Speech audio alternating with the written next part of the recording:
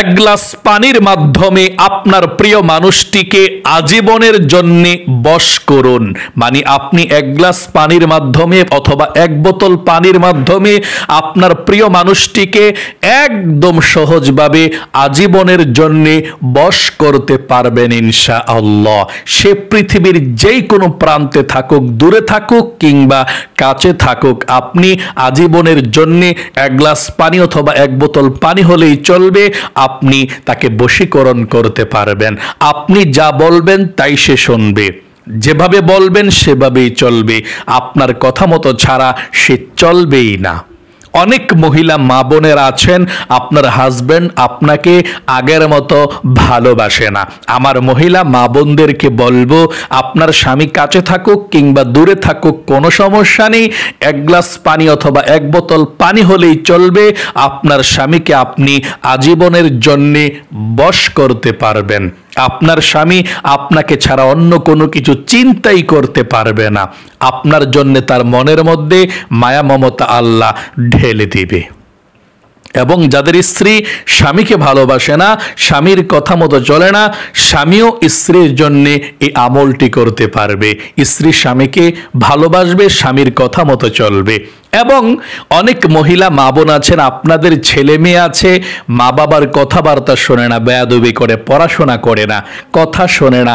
আপনার ছেলে মেয়েদেরকে আপনারা কথা শোনাতে পারবেন এই আমলটি করে।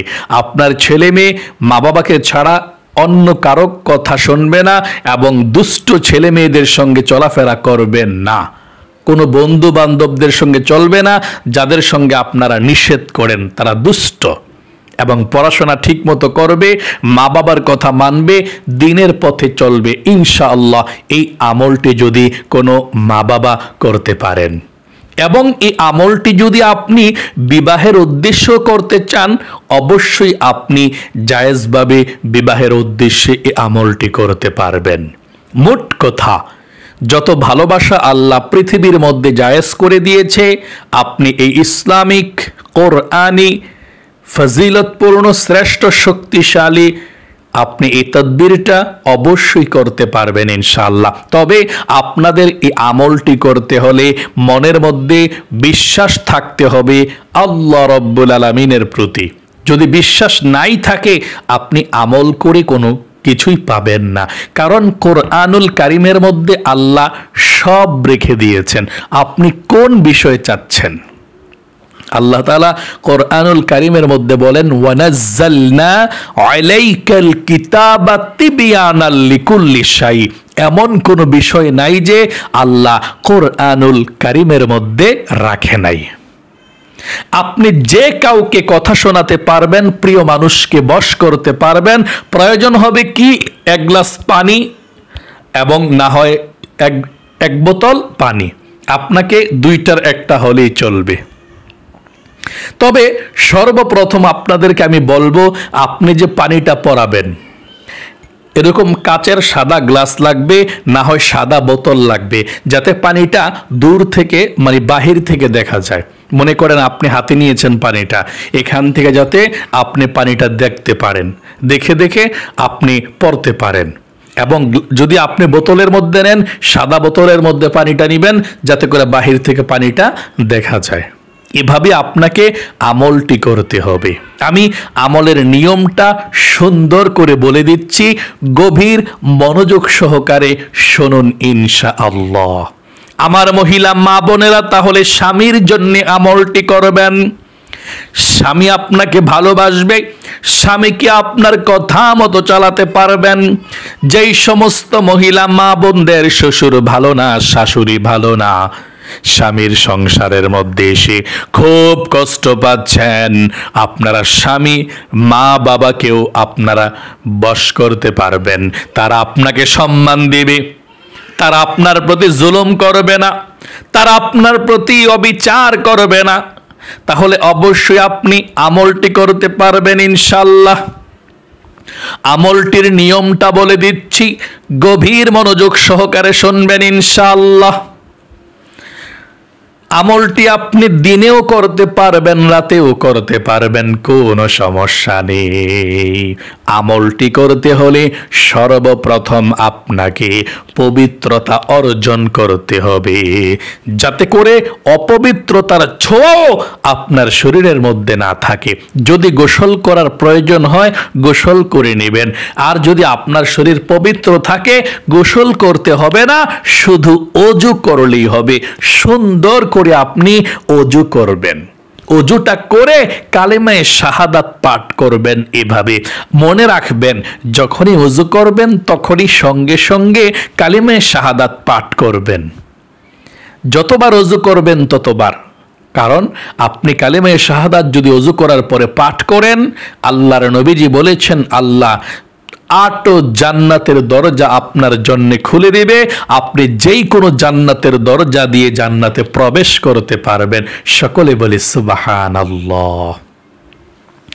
প্রিয় দিনী ভাই এবং মহিলা, মা ও বোনেরা, আপনি অজুটা সুন্দর করে করার পর কালেমায়ে শাহাদাত এভাবে পাঠ করবেন। আমার সঙ্গে পড়ুন, আশহাদু আল্লা ইলাহা ইল্লাল্লাহু ওয়াহদাহু লা শারীকা লাহু ওয়া আশহাদু আন্না মুহাম্মাদান আবদুহু ওয়া রাসূলুহু। এভাবে আপনি কালেমায়ে শাহাদাত পাঠ করবেন। কালেমায়ে শাহাদাত পাঠ করার পরে আপনি পবিত্র একটি জায়গাতে বসে যাবেন। আবারও বলছি, 1 গ্লাস পানি নেবেন, সাদা গ্লাস হতে হবে, এভাবে কাচের গ্লাস হতে হবে। না হয় আপনি সাদা একটা বোতল নেবেন, সাদা বোতল মানে বাহির থেকে পানিটা দেখা যায় এরকম সাদা বোতল নেবেন। না হয় 1 গ্লাস পানি নেবেন। 1 গ্লাস পানি নিয়ে বা একটা বোতল নিয়ে সামনে রাখবেন। আপনাকে যেভাবে বলে দেব নিয়মটা, এভাবে আমলটা করবেন। প্রত্যেকটা আমল কিন্তু অনেক পাওয়ারফুল, কিন্তু নিয়ম কানুন কিন্তু আলাদা।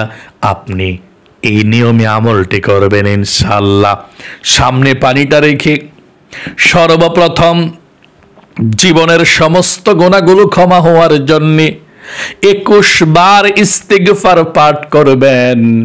প্রথমে আল্লাহর কাছে বলবেন, আল্লাহ, জীবনে যত গুনাহ করেছি, ভুল করেছি, অন্যায় করেছি, আর কখনো গুনাহের দিকে যাব না, আর কখনো অন্যায় করব না।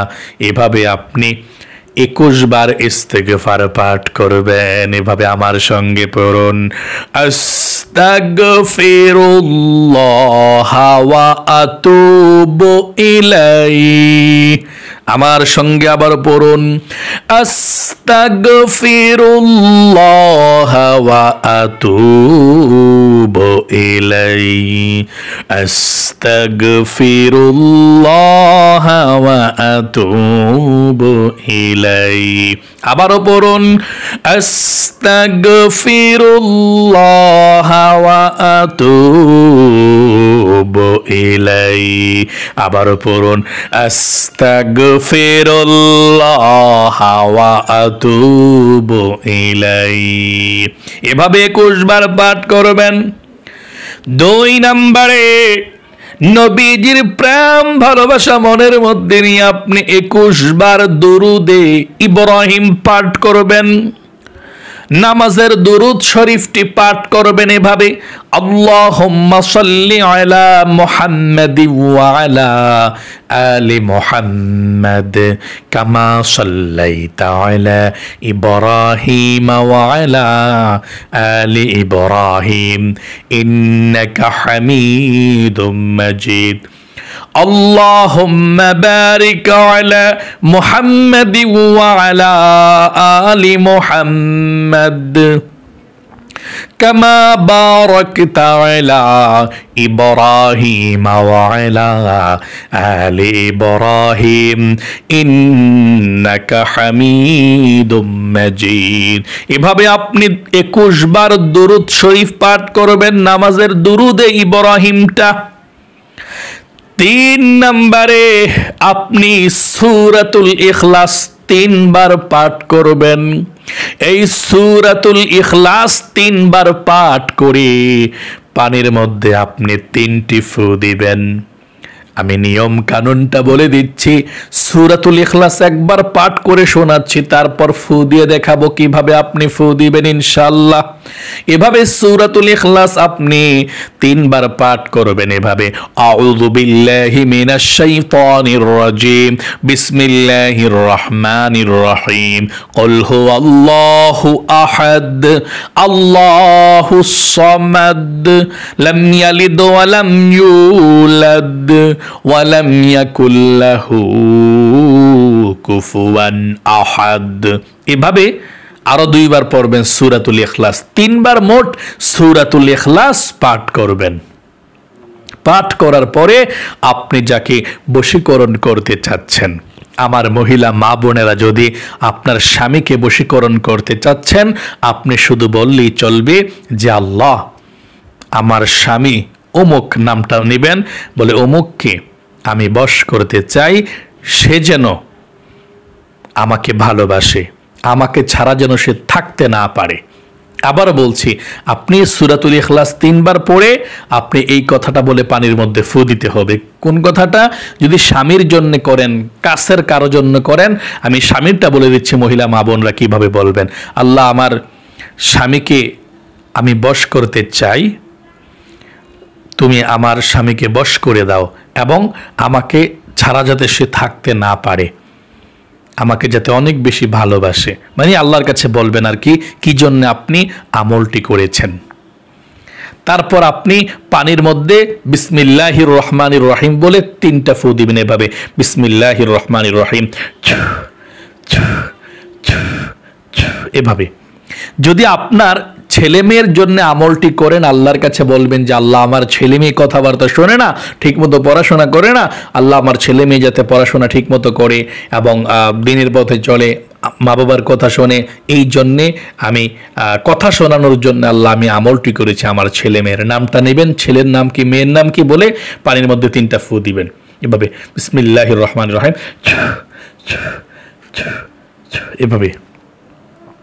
যদি আপনি দূর কেউ থাকে বিবাহের উদ্দেশ্যে অথবা দূরবর্তী কাউকে আপনি বশ করতে চাচ্ছেন, কথা শোনাতে চাচ্ছেন, আপনার কথা শুনুক, আপনার প্রতি তার ভালোবাসা জন্মাক সেটা চান, তাহলে দূরবর্তী যদি কেউ হয়, ঘরের কেউ না হয়, বা বিবাহের উদ্দেশ্য করেন বা আপনার প্রিয় মানুষটিকে পাওয়ার জন্য করেন, তাহলে আপনি এই আমলটি করতে হলে মার নাম বাবার নাম প্রয়োজন। দূরবর্তী এটা, ঘরের কেউর নাম বা কেউটা করলে মা বাবার নাম না নিলেও চলবে, বললেই চলবে আমি আমার স্বামীর জন্য অমুকের জন্য করতেছি, আমার ছেলে মেয়ে অমুকের জন্য করতেছি, মা বাবার নাম নিতে হবে না। অথবা শ্বশুর শাশুড়ির জন্য যদি করেন, মহিলা মা বোনেরা, যে আল্লাহ আমার শ্বশুর শাশুড়ি আমাকে অনেক জ্বালা যন্ত্রণা করে, তাদেরকে বশ করার জন্যে, তাদেরকে কথা শোনানোর জন্যে, তারা যাতে আমাকে ভালোবাসে, ভালো মনে করে, এই জন্যে আমি এই আমলটি করতেছি। তারপর আপনি বিসমিল্লাহির রহমানির রহিম বলে 3টা ফু দিবেন পানির মধ্যে। যেটা বলেছি দূরবর্তী কারোর জন্য করলে, বিবাহের উদ্দেশ্য করলে, অথবা আপনি কাউকে ভালোবাসেন প্রচণ্ড, আপনি বিবাহ করতে চাচ্ছেন, এই জন্য আমলটি করলে, বা বিবাহের জন্য দেখেছেন আপনি কিন্তু বিবাহ হচ্ছে না, আপনি এই আমলটি করতে হলে তার মার নাম তার বাবার নাম নিয়ে বলবেন আল্লাহ অমুকের ছেলে অমুকের ছেলে, মানে বাবার নাম নিবেন মার নাম নিবেন, বলে অমুকের ছেলে অমুক, ঠিক আছে, বা তাদের ছেলে, দুজনের নাম নেবেন, মা বাবার নাম নিয়ে বলবেন তাদের ছেলে অথবা তাদের মেয়ে, আমি অমুককে বশীকরণ করতে আমলটি করছি এবং সে যেন আমাকে ভালোবাসে, বিবাহের মধ্যে রাজি হয়ে যায়, এই জন্য আমি আমলটি করতেছি বলে পানির মধ্যে 3টি বার ফু দিবেন এভাবে, বিসমিল্লাহির রহমানির রহিম। আমি সবগুলো নিয়ম আপনাদেরকে শিখিয়ে দিলাম। তাহলে আপনি এভাবে 3 বার সূরাতুল ইখলাস পড়ে আপনি ওর নামটা নেবেন যাকে আপনি বশীকরণ করতে চাচ্ছেন, কথা শোনাতে চাচ্ছেন, নিয়ে পানির মধ্যে 3টি ফু দিবেন। আশা করি খুব সুন্দর করে বুঝতে পেরেছেন। তারপরে 4 নম্বরে আপনি আল্লাহ রাব্বুল আলামিনের এই নামটা ইয়া ওয়াদুদু 81 বার পাঠ করবেন। ইয়া ওয়াদুদু এই নাম দিয়ে আপনি যে কাউকে বশীকরণ করতে পারবেন। এই একটি নাম দিয়ে আমল অনেকগুলো আছে, এক একটা আমলের এক একটা সিস্টেম, এক একটা নিয়ম। আপনি ইয়া ওয়াদুদু পড়ে আপনি যে কাউকে আপনার প্রেমে পাগল পারা বানাতে পারবেন, কথা শোনাতে পারবেন, আপনারে ভালোবাসবে। আপনি এক একটা আমল কিন্তু এক একটা নিয়ম। হ্যাঁ, এই আমলটার নিয়ম হচ্ছে 81 বার পাঠ করে আপনি পানির মধ্যে একটি ফু দিতে হবে। 81 বার পাঠ করবেন কিভাবে? এভাবে পাঠ করবেন, ইয়া ওয়াদুদু ইয়া ওয়াদুদু ইয়া ওয়াদুদু ইয়া ওয়াদুদু ইয়া ওয়াদুদু। এভাবে 81 বার পাঠ করে পানির মধ্যে একটি ফু দিবেন এভাবে, বিসমিল্লাহির রহমানির রহিম। তাহলে আপনার ফু কয়টা হলো? 4টা ফু হয়ে গেল। আপনার ফু হয়ে গেল কয়টা? 4টা। সূরাতুল ইখলাস 3 বার পরে 3টা ফু। ইয়া ওয়াদুদু 81 বার পাঠ করে আরেকটি ফু। কয়টা ফু হয়ে গেল? 4টা ফু। তারপরে সর্বশেষ 3 বার দুরুদে ইব্রাহিম পাঠ করে আবার একটা ফু দিবেন, 5টা ফু মোট হয়ে যাবে। তারপর আপনার আমলটা শেষ। আশা করি খুব সুন্দর করে আমলটির কথা বলতে পেরেছি। আবারও শুনুন আমি কিভাবে আমলটার কথা বলে দিচ্ছি সংক্ষিপ্তভাবে। 1 নম্বরে আপনি 21 বার ইস্তিগফার পাঠ করবেন, আস্তাগফিরুল্লাহ ওয়া আতুবু ইলাই। 2 নাম্বার 21 বার দুরুদে ইব্রাহিম নামাজের দুরুদরা পাঠ করবেন। 3 নম্বরে সূরাতুল ইখলাস 3 বার পাঠ করে আপনি ওর নামটা নিয়ে, মা বাবার নাম নিয়ে, দূরবর্তী কেউ হলে, তারপর আপনি পানির মধ্যে 3টা ফু দিবেন এভাবে, বিসমিল্লাহির রহমানির রহিম,